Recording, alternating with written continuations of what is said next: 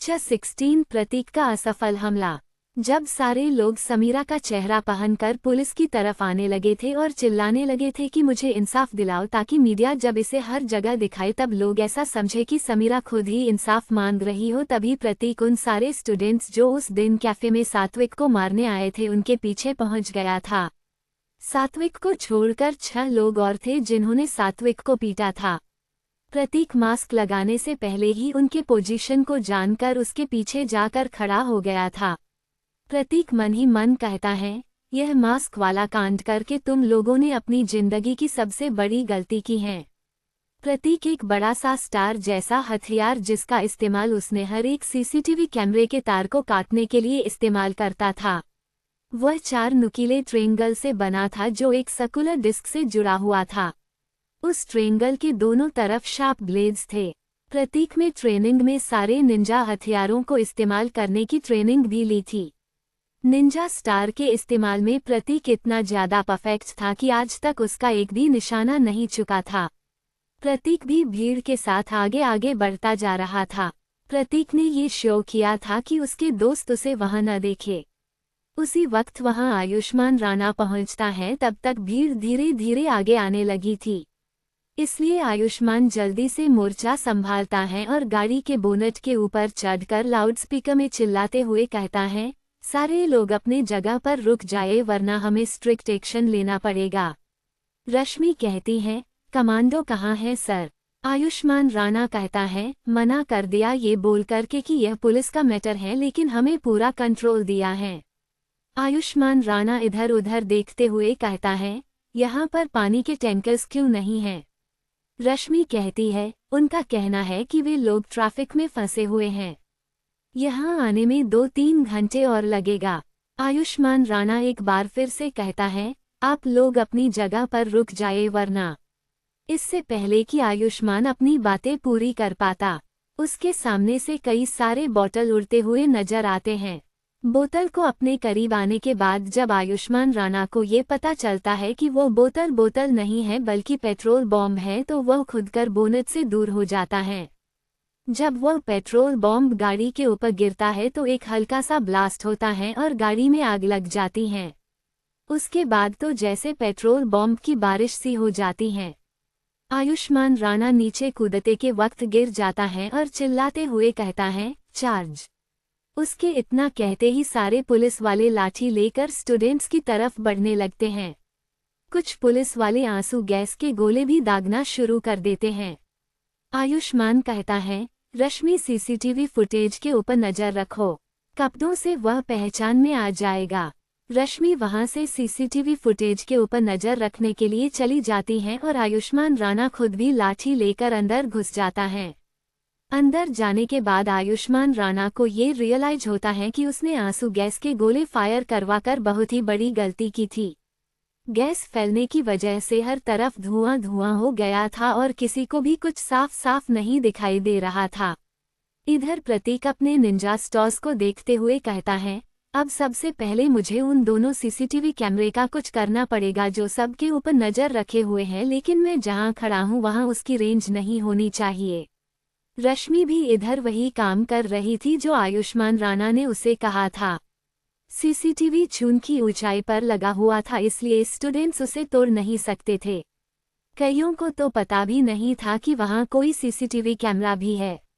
रश्मि के बैठे हुए 2 मिनट नहीं हुए थे कि अचानक दोनों सीसीटीवी का लाइव फुटेज आना बंद हो गया था। वो हर बार चेक करती हैं लेकिन उसे कुछ भी नहीं दिखाई देता। वह जब बाहर निकलकर देखती हैं तो शॉक हो जाती हैं। दोनों कैमरे को निंजा स्टार छेदकर उसके अंदर फंसे हुए थे। रश्मि ये देखकर कहती हैं, वह किलर भी यही है। मुझे जल्द से जल्द बात आयुष्मान सर को बतानी पड़ेगी। रश्मि कॉल करती हैं और इधर स्टूडेंट्स को पीटता हुआ आयुष्मान राणा ब्लूटूथ से कॉल उठाते हुए कहता है, क्या हुआ रश्मि? रश्मि कहती है, कैमरे को उसी स्टार जैसे दिखने वाले हथियार ने पूरी तरह से डिस्ट्रॉय कर दिया है। मैंने रिवाइंड करके फुटेज देखा लेकिन वो हथियार उड़ते हुए एक ऐसे जगह से आया था जहां कैमरा का रेंज नहीं था। आयुष्मान कहता है, ये किलर मतलब यही है। रश्मि कहती है, यस सर, जरूर यहाँ कुछ बुरा होने वाला है। आयुष्मान कहता है, यहाँ फिर से किसी का खून होने वाला है, लेकिन किसका? रश्मि कहती है, कहीं सिद्धार्थ का तो नहीं। आयुष्मान राणा कहता है, अब मैं ढूंढूं तो ढूंढूं कैसे? सारे लोगों ने एक ही मास्क लगाया हुआ है, पहचान में नहीं आ रहे हैं। उसने कैसा कपड़ा पहना था? हाँ, काला टी शर्ट पहना था। तुम फोन रखो रश्मि और एसपी सर को बताओ कि सिचुएशन आउट ऑफ कंट्रोल हो चुका है और बैकअप भेजे। रश्मि वैसा ही करती हैं और आयुष्मान उसके बाद सीधा आगे की तरफ बढ़ने लगता है और हर एक स्टूडेंट का मास्क निकालकर देखने लगता है कि सिद्धार्थ कौन है। 4-5 स्टूडेंट्स का मास्क निकालकर उसके चेहरे को देखने के बाद आयुष्मान राणा गुस्से में खुद से कहता है, यहाँ कितने स्टूडेंट्स ने काला टी शर्ट पहना हुआ है?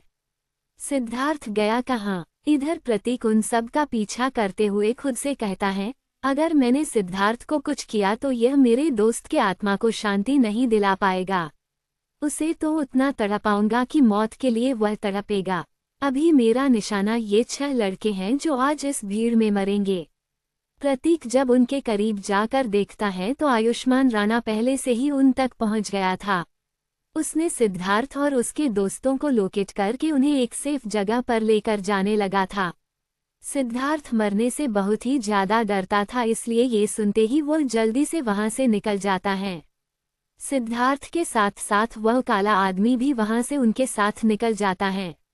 जब वे लोग एक सेफ जगह पर जाते हैं तो आयुष्मान राणा उन्हें एक जगह खड़ा करके समझाने लगता है कि उन्हें पुलिस के प्रोटेक्शन में ही रहने की जरूरत है, वरना उनके जान को खतरा भी हो सकता है।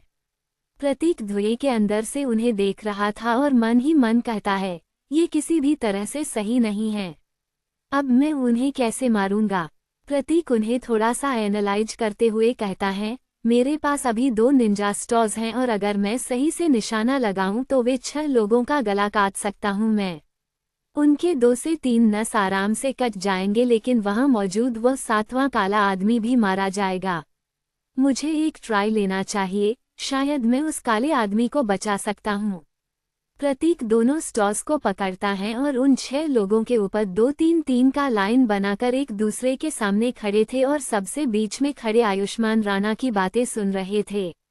जैसे ही प्रतीक दोनों निंजा स्टॉर्स को फेंकने वाला होता है तभी कोई पुलिस के डंडे के मार से बचने के लिए प्रतीक से हल्का सा टकरा जाता है। उस भाग रहे लड़के के टकराने की वजह से प्रतीक का बैलेंस बिगड़ जाता है और स्टॉर्स के एंगल भी चेंज हो जाते हैं। प्रतीक के हाथ से वह दोनों स्टॉर्स निकल जाते हैं और आगे को तरफ बढ़ने लगते हैं। पहला स्टार उस काले आदमी के बाईं तरफ के गर्दन को काटते हुए एक पेड़ से अटक जाता है, जबकि दूसरा स्तर उस काले आदमी के दाईं तरफ के गर्दन को काटते हुए सिद्धार्थ के पीछे खड़े एक लड़के के गर्दन में घुस जाता है। काले आदमी का गर्दन आधी उंगली डीप दोनों तरफ से कर गई थी, जबकि उस लड़के के गर्दन में 1 उंगली जितना अंदर घुस गई थी। अपना हमला नाकाम होते हुए देखकर प्रतीक मन ही मन कहता है, ये क्या किया मैंने? सिर्फ एक ही लड़के को मारा और जिस काले आदमी को बचाना चाहता था उसे ही सबसे ज्यादा नुकसान पहुंचा दिया। मैंने एक बेगुनाह को मारा है। गॉड प्लीज उसे बचा लेना। अब आगे से मैं किसी भी बेगुनाह को कोई भी नुकसान नहीं पहुंचाऊंगा। प्लीज उसे बचा लेना गॉड, मैं नहीं चाहता हूं कि मेरे हाथ किसी बेगुनाह के खून से रंगे। इधर तो हमला हो गया था जिससे आयुष्मान राणा और बाकी सब शॉक के मारे फ्रीज हो गए थे। सिद्धार्थ और बाकी के अब जल्दी जल्दी वहां से हट गए थे। आयुष्मान सबको छुपने का सलाह देता है और थोड़ी देर तक धुएं में देखता है और जब कोई नहीं आता है तो वो जल्दी से जीप में दोनों को डालकर हॉस्पिटल, जो बस आधा किलोमीटर दूर कॉलेज में था, वहां के लिए भेज देता है। सिद्धार्थ और बाकी के लोग भी उसी जीप में बैठकर कॉलेज के लिए चले गए थे। आयुष्मान को प्रतीक वैसे भी नहीं मिलने वाला था। प्रतीक स्टार फेंकने के बाद धुएं के अंदर गायब हो गया था। उसी वक्त वहां पानी का टैंकर आता है और उसका वक्त पानी की बौछार से तेज दबाव के साथ लगता है। स्टूडेंट्स अपने लीडर यानी को सिद्धांत के जाने और पुलिस से मार खाने के बाद मैदान छोड़कर वहां से भाग खड़े हुए थे। विश्वास सुराना के आदमी भी ये देखकर वहां से भाग खड़े हुए थे, लेकिन फिर भी 122 लोगों को गिरफ्तार कर लिया गया था, जिसमें ऋषि और संकेत भी थे। प्रतीक तो वहां से एक गली पकड़कर निकल गया था। प्रतीक जल्दी से कॉलेज की तरफ जाते हुए कहता है, मुझे अपने बाकी के बचे हुए 5 निंजा स्टॉर्स को कहीं छुपाना पड़ेगा, वरना अगर इन लोगों ने हमारी तलाशी ले ली तो मैं पकड़ा जाऊंगा। इससे पहले कि संकेत या फिर ऋषि वापस आए मुझे उन्हें छुपाना पड़ेगा। प्रतीक इस बात से अनजान था कि दोनों अरेस्ट हो चुके थे। प्रतीक एक लंबी छुट्टी में जब अनाथ आश्रम विजिट करने गया था तब वो वहां से 10 निंजा स्टॉर्स लेकर वापस आया था, जिसमें से 5 का वह इस्तेमाल कर चुका था। पहला कॉलेज के सीसीटीवी के तार काटने के लिए और बाकी के 4 का इस्तेमाल उसने आज किया था। 2 से कैमरे को तोड़ा था और 2 से गले काटे थे। इधर आयुष्मान राणा भी यह सोच रहा था कि अब सबकी तलाशी ली जाएगी, लेकिन सबसे पहले उसे वहां के मैटर को संभालना था। वहां की भीड़ तो गायब हो गई थी, लेकिन वहां मची हुई अफरा तफरी में दर्जनों लोग और स्टूडेंट्स और पुलिस वाले भी घायल हो चुके थे। कुछ की हालत तो इतनी ज्यादा बुरी थी वे लोग मरने तक की हालत में थे। आयुष्मान राणा जल्दी से सबको हॉस्पिटल भेज रहा था। उस हमले के बाद आयुष्मान राणा संभल गया था और कंफ्यूज भी हो गया था। जिस तरह प्रतीक ने हमला किया था कोई भी बता सकता है कि वह हमला उस काले आदमी के लिए ही था। सबके जाने के बाद आयुष्मान रश्मि को कॉलेज भेजते हुए कहता है, सुबह तो हो ही चुकी है, जल्दी से जाओ और कॉलेज के हर एक हॉस्टल के हर एक कमरे की तलाशी लो, कहीं न तो कहीं वह स्टार जैसा हथियार मिलेगा। रश्मि के जाने के बाद आयुष्मान राणा अपना दिमाग थोड़ा सा इधर उधर घुमाते हुए कहता है, मैं उस प्रतीक एंथनी को इसके पीछे समझ रहा था, लेकिन इस हमले के बाद तो मुझे लग रहा है कि टारगेट विश्वास सुराना और उससे जुड़े लोग हैं। To be continued.